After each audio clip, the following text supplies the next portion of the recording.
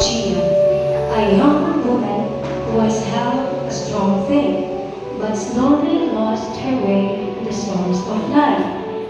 Gia grew up praying every night and attending church every Sunday. Her faith was simple and pure, like that of a child who trusted God completely. She believed that no matter what happened, God was always listening. But as Gia grew older, her world began to fall apart. Her parents fought constantly, filling their home with anger instead of love.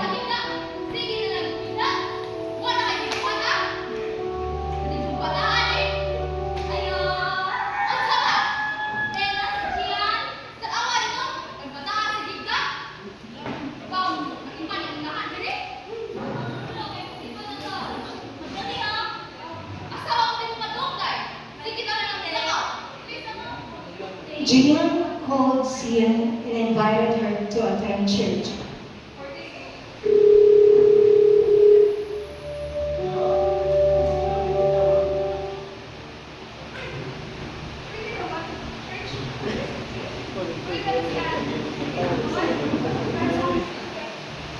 Gian continued going to church, hoping her life would change.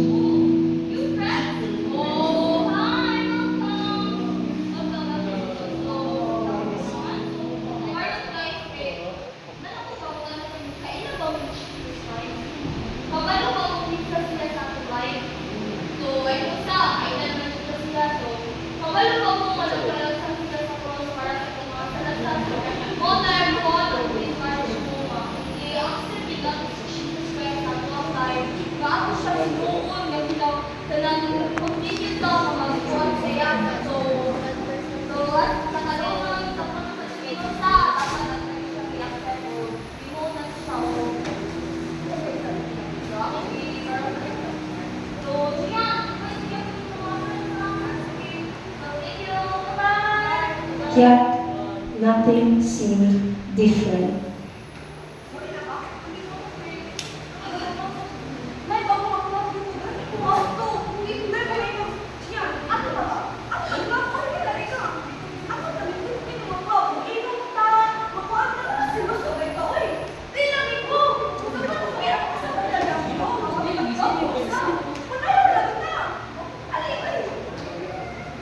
She kept doing things that were unholy, living the same lifestyle even while attending church.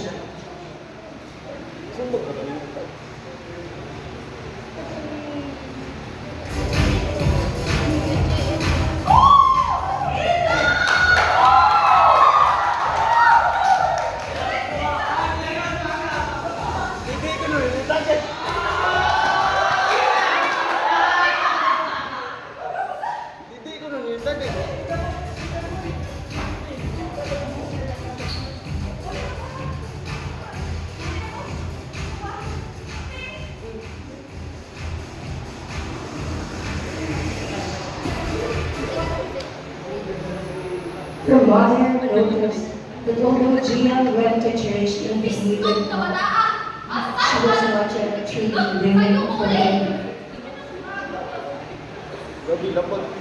Oh, nanangaling ka? Sama na tao ka? Diin ka, Gitan. Simba? Kita ka? Ikong inahan, buntis. Unya? Saan? Bahuan? Oh? Bahong ilindon. Ilog! Diin ka, Gitan. Di ko mo nga listuhan ng kang pinutanay. Simba. Huwag para sa ayon. Ato mga silingan. Sige lang ikon. Ikong anak. Simba. Huwag ka mo na usap. Pwede mo rin ba?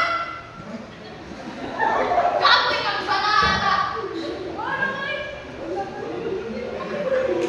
Five months later, Jalan stopped praying, stopped reading the Bible, and completely turned away from God.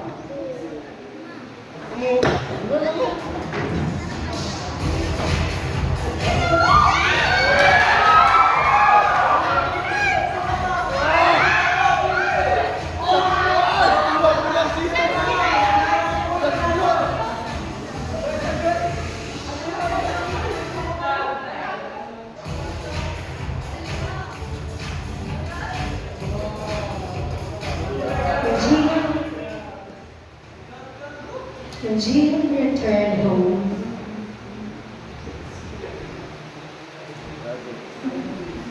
with nowhere else to go, Lawas na nag-abot. Baka hindi masinatan na iba. Oh, alam mo na mo, piligan! Alam mo na wala! Makaboy tayo! Lipong ang bata.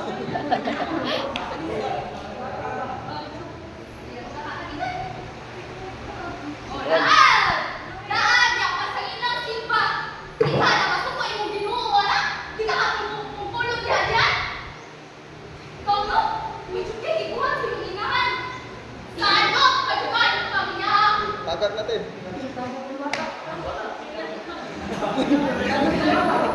Ay, bukod! Oray mo. Layas. Wow ka! Dito sa Sina! Hindi ba? Hindi ka kay wow kay bukod kapag kaanak! Ano? Bakit ka na anak? Ayaw na ilabay. Wala. Kay, pulos ba anak, Dre? Dre! Unsay ka pala ni mo sa imo hibasing pa o na magsige ng disco? Ha? Unsay ka pala ni mo? Ikaw! Salot ka! Salot ka! Ano ka bitiya? Ay, kung pakinisip mo ka ba yan? Ikaw, magbago pa nga natin yung inahan! Bakit hindi ka hindi mo na pagkalaangan? Hindi mo pagkaluan sa ay! Nabawarin mo ba pala? Lingkod ko din mo! Anak ka sa Ginoo! Tanaw ko lang kinsa kay Ginoo! Kaya! as Jian walked alone, a woman of God noticed her.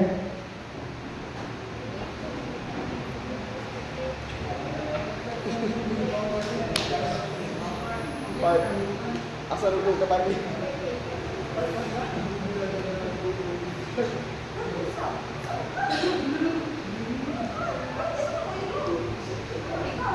Hindi mo ikaw yung kayo mo.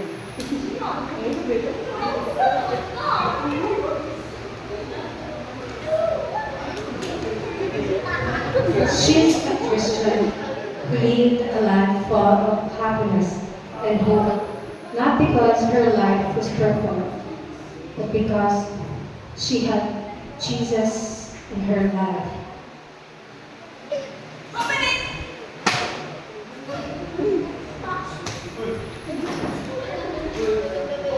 Asa na Ginoo? Anong Ginoo? Ninyo! Ha? A woman of God, not May pulos! Ginoo, may ayaw!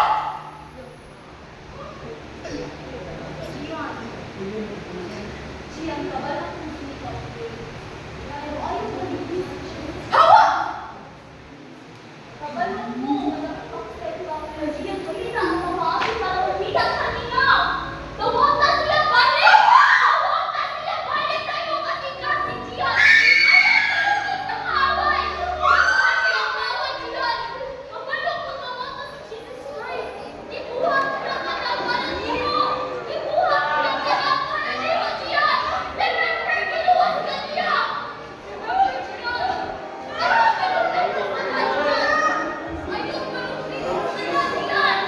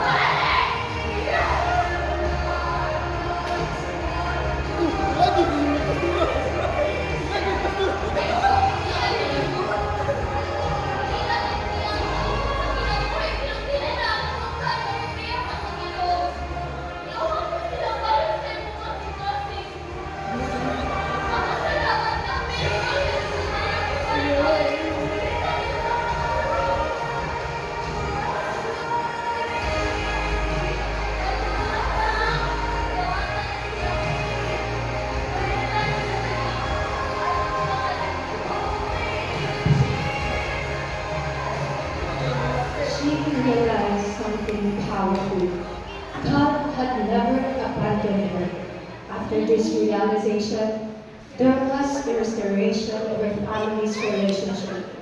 She understood that she had been searching for healing in the wrong places, while God had been patiently waiting for her to return. Oh my God. Sa mga wakil ko ba? That day, the church was celebrating a Christmas party. Boss, ilak ka. Uy, welcome po, Gian! Hi, Gian!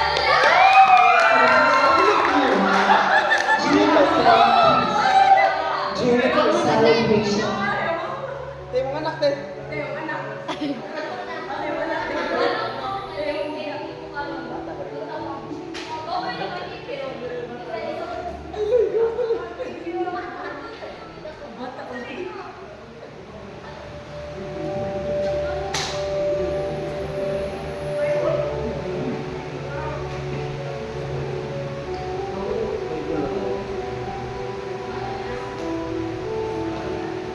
it reminds us that God does not wait for the world to be perfect before He enters it. Jesus was not born in a palace, but in a manger, showing that He came for the broken, the lost, and the weary. Christmas is not just a celebration of His birth, but an invitation to return to Him, live a transformed life, and walk in the light of His love.